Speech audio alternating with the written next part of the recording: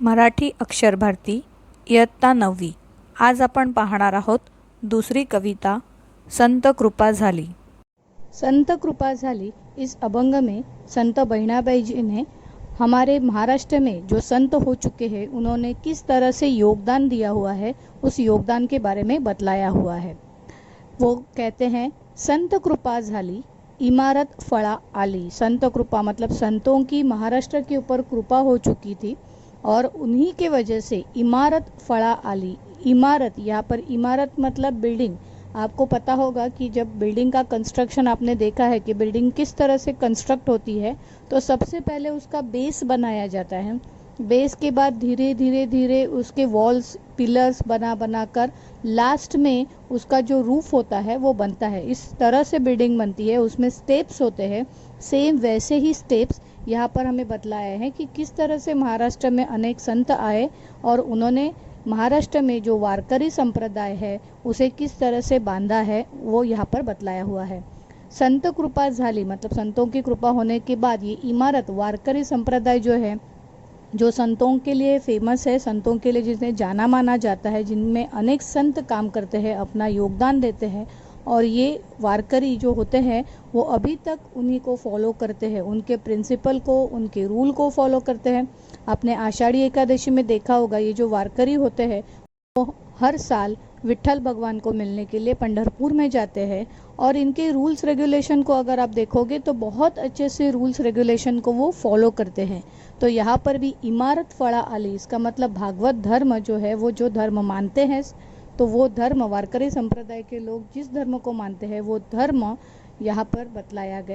संत ज्ञानदेवानी या भागवत धर्माचा पाया रचलेला है। पाया रचने मतलब बेस बना दिया है, जिन्होंने शुरुआत की इस विचारों की और उन्होंने सबसे पहले अपना योगदान इस वारकरी संप्रदाय की इमारत को बनाने में किया हुआ है। उभारिले देवालया, देखो बहुत दो वास्तु में फ़र्क होती है। देवालय मतलब मंदिर और हम लोग जो बिल्डिंग बोलते हैं उसकी वैल्यू अलग होती है, उसका होलीनेस अलग होता है।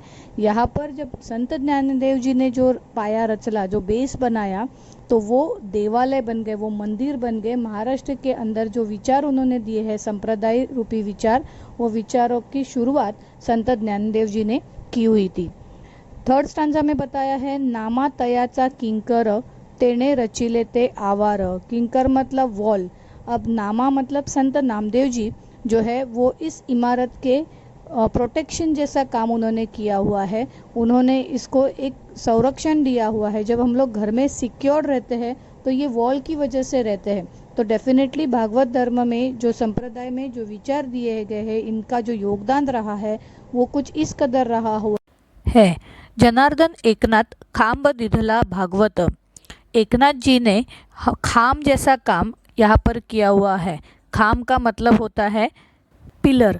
पिलर जो बिल्डिंग में हमेशा एक बहुत इम्पॉर्टेंट काम करता है, तो यही काम संत एकनाथ जी ने भी भागवत धर्म के लिए किया हुआ है।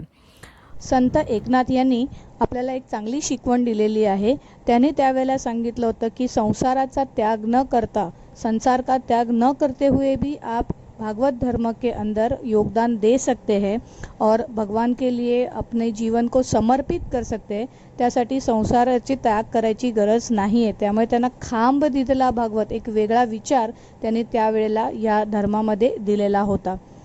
त्याच्यानंतरच्या पुढच्या 5व्या स्टांजामध्ये आपल्याला सांगितलेलं आहे, तुका झाला से कळस। कळस मतलब रूफ, फाइनल बिल्डिंग। जब बिल्डिंग का काम कंप्लीट होता है तब कंप्लीशन में कळस बांधा जाता है, रूफ बांधा जाता है, मतलब काम खत्म। तुका झाला से कळस भजन करा सावकाश। तुकाराम, संत तुकाराम जी ये सबसे लास्ट संत कहलाते हैं और त्यांनी या बिल्डिंगचा कळस बांधलेला आहे। भागवत धर्माच्या मध्ये, वारकरी संप्रदायामध्ये बाकी संतांचं जे योगदान झालं त्या योगदानामध्ये संत तुकाराम हे सर्वात शेवटचे संत होते। आणि त्या पुढच्या लाईनमध्ये संत बहिणाबाई असं म्हणतात, भजन करा सावकाश। आता ही देवालय, ही बिल्डिंग, ही इमारत उभी राहिलेली आहे, आता आपण भजन करा सावकाश। बिल्डिंग तयार झाल्यानंतर आता आपलं काम चालू होत आहे। बहिणी म्हणे फड़कती ध्वजा, निरूपणा केले बोझा। बहिणी मतलब संत बहिणाबाई ये कहती है कि अब बिल्डिंग तो बन चुकी है और अब ये बिल्डिंग बनने के बाद म्हणे फड़कती ध्वजा, हर एक देवालय के ऊपर, आपने मंदिर के ऊपर देखा होगा कि एक फ्लैग रहता है, ध्वज मतलब फ्लॅग रहता है, निरूपणा केले बोझा। याचा अर्थ आता आपला रोल काय आहे हे आपण समजून घ्यायचं आहे। संत कृपा झाली या कवितेतून आपल्याला जो महत्त्वाचा विषय मिळत आहे किंवा संदेश मिळत आहे तो या शेवटच्या लाईनमधून आपल्याला समजतो की महाराष्ट्रामध्ये संतांचं कार्य झालेलं आहे। संतांनी आपला मोलाचा वाटा, महत्त्वाच्या विचारांचा वाटा आपल्याला दिलेला आहे आणि आता आपल्याला ह्याच रूल्स रेग्युलेशनचं आपल्याला आता पुढे इम्प्लीमेंटेशन करायचं है। निरूपणा केले बोझा, निरूपण का मतलब अच्छे विचार दूसरों को सुनाना। तो अब हमारा काम चालू हो चुका है कि संतों ने जो अच्छे अच्छे विचार बताए थे तब उसी का पालन हमें करना है।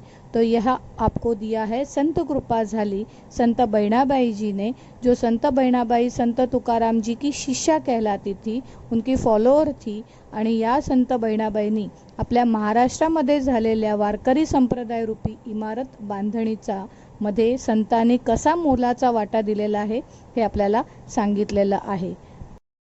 विद्यार्थी मित्रांनो, सोप्या पद्धतीने केलेले स्पष्टीकरण तुम्हाला आवडले असेल तर या व्हिडिओला लाईक करा आणि पुढे येणाऱ्या नवीन धड्यासाठी सबस्क्राईब करा। धन्यवाद।